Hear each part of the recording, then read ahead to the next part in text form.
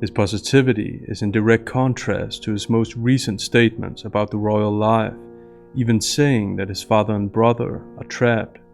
No, but I think it's really good that we've got, four different personalities, and we've all got that same passion to want to make a difference. Have you met each other's families, I imagine? Yes, his family's been so welcoming and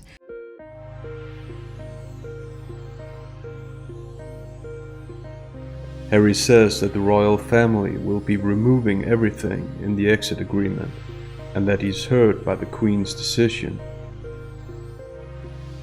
He also says that his relationship to his brother is space, so obviously the decision has had enormous consequences. How do Harry and Meghan present the idea of leaving their roles? Who appears to have instigated this decision, and how? She says they wanted to step back from their senior roles, and that this wasn't reinventing the wheel. On a content level, it's important to Meghan to underline that they both suffered, and that it was a shared decision to step back from their roles. On a grammatical level, Meghan parrots Harry's words "never left" and adds the noun family. Parroting occurs a lot in daily conversations. People parrot each other's words and definitions to show or make it sound like they're in alignment with each other. Her use of the question "right" also aims for alignment. In CA, we understand these questions to have an inbuilt preference for agreement. It's an assertive question, so to speak. Her adverbial modification only downplays the scope of what they wanted. And notice the overwhelming presence of association connected to this wish. Association is when a subject affiliates with other people so that linguistically they're not alone in thinking or wanting a certain thing. Here, association manifests itself in form of the collectivizing personal pronoun we, overemphasizing that this was a shared wish. Notice what she says. She doesn't say, "if this isn't working for anyone." She says, "if this isn't working for everyone." Implicitly, she doesn't deny that this actually worked for others than her. Meghan says they were in a lot of pain, which may be true. However, it's worth considering a psychological aspect here. That certain people take on the suffering of a person close to them. Thus, they themselves are not suffering, but they feel like they suffer. It's clear that Harry suffers through Meghan with a statement like the following. Oprah inserts the notion that Harry wasn't aware of unconscious bias until he met Meghan. Harry's answer reveals empathy, an ability or disability, depending on one's viewpoint, to share someone else's pain, living in her shoes, as he says. This level of empathy continues in his next statement. Oprah asks Harry why his dad, Charles, stopped taking his calls. The first thing we notice in Harry's answer is "but." The function of this conjunction is to minimize or negate the statement that preceded it, in this case that it was sad it had gotten to that point. And he mentions 3 things he was concerned about: his own mental health, Meghan's mental health, and his son. Before Harry arrived to the interview, Meghan also voiced a concern. However, her concern seemed more centered around how she felt and how she let Harry know how she felt. Let's have a look at her statement. Meghan refers to an episode with a journalist who asked her how she felt. She says that the journalist's question made an impact on her. Her choice of words, "it had never occurred to anyone that I wasn't okay," indicates that she felt overlooked by the people around her. She doesn't simply state that it had never occurred to her. She says she started to understand what the reality was going to look like. Previously, Harry said that he could see where this was headed. This again raises the question, did Harry personally want to leave his role, as Meghan implied earlier, or did he do it because Meghan voiced her concern? Let's have a look at another one of Meghan's statements before Harry arrived to the interview.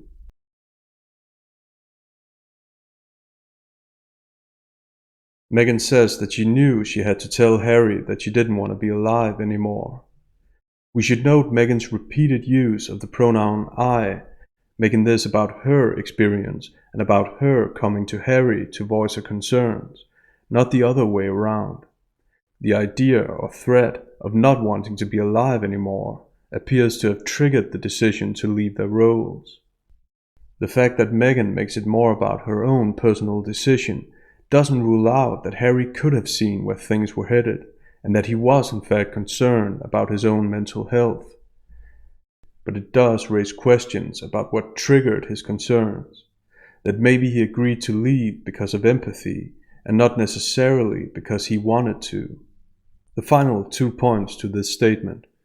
She says look, which is an assertive way of demanding the other speaker's attention. She wants to be believed.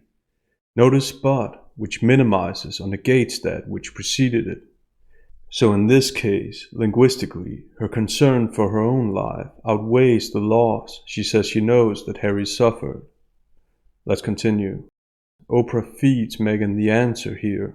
She makes a so-called declarative statement, not an interrogative one. Declarative statements simply convey information. After the support from Oprah, Meghan goes on to compare her story to the originally Danish fairy tale, The Little Mermaid. Even though she says it jokingly, Meghan shows sensitivity around having watched The Little Mermaid with this generalizing norm and with her grounds, well, I'm just here all the time, which serves as an excuse. However, she doesn't show sensitivity around mirroring her own life in the life of a fairy tale character. She's unapologetic about that. This isn't the first time that Meghan's introduced the idea of a fairy tale. In the beginning of the interview, Meghan had this to say about her initial thoughts on the royal life. Rather than speaking on her own behalf, she associates with Americans in general. She uses the generalizing pronoun you, not I, when describing what you do know about the royals is what you read in fairy tales. Also, she doesn't say that she had this image. She generalizes with it's easy. And she doesn't say that she can't explain it to people. She uses the impersonal formulation. There's no way to explain that to people. Notice her own distinction between perception and reality. She obviously had a perception before going into the marriage, and this perception was far from reality, apparently. Because of her repeated mentions of fairy tales and her tendency to mirror her own life in a fairy tale, it's likely that she did have unrealistic expectations going into the marriage. Thus, critics would say that her life as a royal family member wasn't as bad as she makes it out to be, that it was only bad compared to her expectations. Oprah mentions the moment Meghan came to Harry and said that she didn't want to live anymore. Her value-laden noun, courage, which has all sorts of positive connotations, again speaks volumes about Oprah's intention. This is a very telling moment in the interview. Harry says he wasn't prepared for Meghan's statement, or threat depending on one's viewpoint. And then let's pay close attention to the chronology. His assertion, I went to a very dark place as well, follows after Meghan's statement. He says as well, which implies that he wasn't in a dark place before Meghan's statement, and he reiterates his shock with I was terrified. Why is this important? It's important because previously Meghan emphasized that the decision to leave their roles was a shared one, while Harry underlined 3 things he was concerned about, including his own mental health.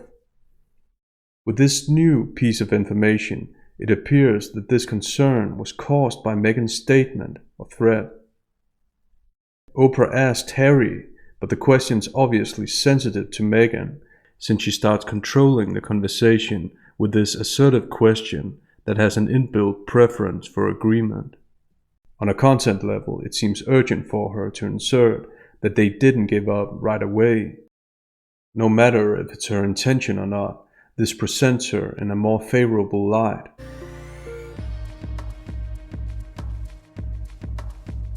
Oprah confronts her with people's negative opinions. Initially, we don't hear Meghan deny these opinions. She makes an interjection, in this case a mild oath, indicating alleged surprise. Then Oprah introduces the idea that Meghan went into the royal life with an intention to build her brand. Notice what Meghan doesn't say. She doesn't say, "No, it's not true," something similar that would have been a reliable denial. She remains unassertive. Now, let's pay very close attention to what she does say. It's understood that people prefer not to lie, because lying causes internal stress. Therefore, they often avoid answering by asking a counter question. This is a way of controlling the conversation. Meghan asks two questions, one of them being a question with an inbuilt preference for agreement. She doesn't say that it doesn't make sense. She says, "Can you imagine how little sense that makes?" She prefaces sense with the adjective little. So linguistically, her question implies that there is in fact a little sense in people's suspicions. With the possessive pronoun our, she turns the attention away from her to include Harry as well, that this was a shared plan. Immediately after this, Meghan turns the attention to how she was allegedly overlooked by Harry's family. This is a linguistic self-defense mechanism. It's conceivable that she overcompensates for not being able to reliably deny Oprah's statement. Let's have a look at it. Irrespective of her intentions, it's obviously important to Meghan to present herself as overlooked or as a victim. She says there was no guidance or training, nothing that was offered to her. And once again, she makes a reference to fiction. She says, unlike what you see in movies, thus again, probably unintentionally, pointing to where she got her expectations. She goes on to emphasize how she felt overlooked and how she just wanted to make them proud. Meghan successfully moves the goalpost for the interview. The line of statement started with Oprah asking her about people's suspicions, and Meghan goes on to criticize Harry's family and/or the staff at the royal family. She behaves like someone who feels threatened by Oprah's original question or statement. Voice is a recurring concept in Meghan's statements.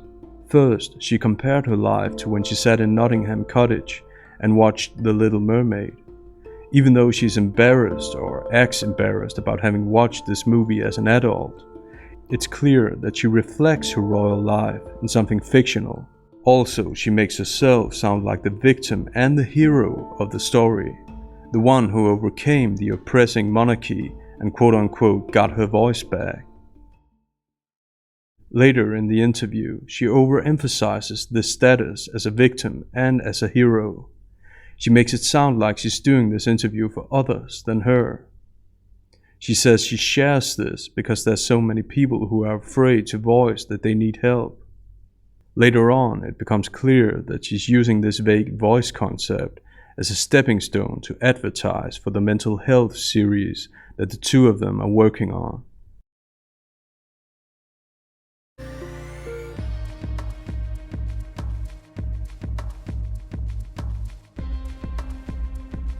We should pay attention to Harry's answer. He sounds very much invested in the work with his brother. This is noteworthy when we consider this statement from the Oprah interview. He says that his current relationship to his brother is space. Next, we should notice how he includes all four of them in his statements. He shares the glory with everyone else. I think as William's touched on, as we've mentioned in the past, it's all about changing mindsets. I think the biggest successes that the Royal Foundation has had to date is all based around changing mindsets. We, the four of us and everybody at the Royal Foundation and all of our supporters, hopefully, believe that actually in order to have long-lasting change, to have a long-lasting impact, you have to somewhat ignore the symptom.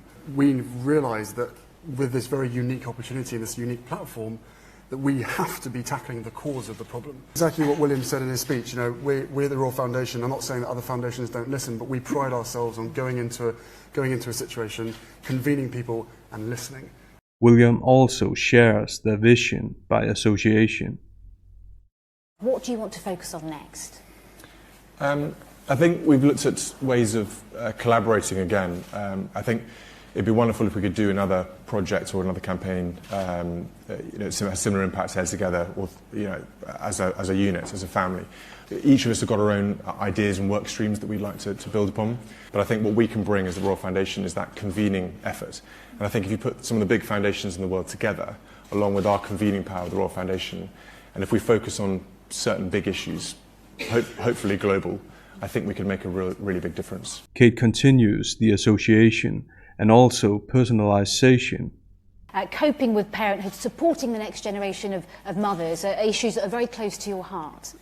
Absolutely, and I've learned a huge amount from, firstly, the practitioners that I've worked with, but also some of the amazing experts that I've met along the way. And,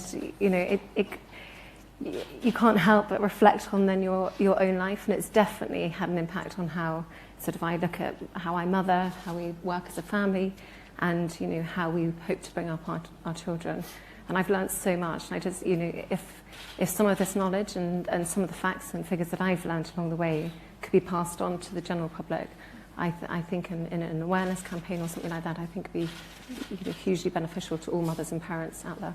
Next, we notice the seemingly well-functioning relationship between Harry and William, which is in contrast to their current relationship, but also in contrast to the negativity about the royal life that Harry has expressed in recent interviews.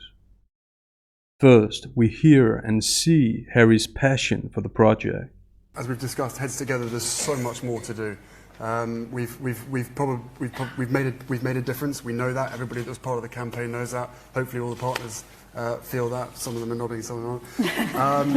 But I think we understand. We realise that there's so much more to do. It's very much unfinished work there. So I'm looking forward to supporting that. Again, Coach Corps is a fantastic thing that we've got going on here. Something like 75 or 80% of young people in this country, and I mean young people like this high, sort of 6, 7 years old, have a bad experience with their first coach, with their first sporting endeavour as such. Next, we observe the two brothers laugh with each other. Did you expect it to be that successful? No. As an answer. It was organised on the back of a fag packet. Oh, yeah. Good to know. It was. Next, we notice how Harry's able to laugh at the challenges they've had. He sounds sincerely cheerful and not at all affected by these challenges. His positivity is in direct contrast to his most recent statements about the royal life, even saying that his father and brother are trapped. And I have to ask you, all the work you do together is great, but working together as family, do you ever have disagreements about things? Oh, yes. Healthy disagreement. Okay, the last thing you disagreed on, how do you resolve it? I can't remember, they come so thick and fast. Is it resolved? We don't know. Oh, we don't know. Well, you're putting on a great show if it's not. No, but I think it's really good that we've got, four different personalities, and we've all got that same passion to want to make a difference, but different opinions, and I think those opinions work really, really well. Working as family does have its challenges, of course it does. Everybody here, the fact that everyone's laughing means that everybody knows exactly what it's like. Look, we're stuck together for the rest of our lives. We're stuck together for the rest of our lives. So. This is true. Togetherness at its Togetherness, finest, really. yeah. Meghan's also seemingly positive. 4 heads are better than 1. Well, and thank goodness it's such differing personalities, Yeah. and that everyone's very communicative, because that's how you can really see bigger change. If everyone's thinking the same way, how are you going to push the envelope? How are you really going to break through in a different sort of mindset? Changing mindsets and all of that is part of this communication that we have constantly. So I think it's part of the reason they've had so much success with Heads Together and whatever we end up working on moving forward. And you encourage that diversity of thinking between yourselves. That's great. We also observed a positive attitude in the engagement interview, where she praises the royal family. You met each other's families, I imagine. Yes, his family's been so welcoming, and You've met quite a few of them, actually. I have, on both sides of his family, his mom's side as well, which has been really important to me too. But yes, the family has been great, and over the past year and a half, we've just had a really nice time getting to know them and progressively helping me feel a part of not just the institution, but also part of the family, which has been really, really special.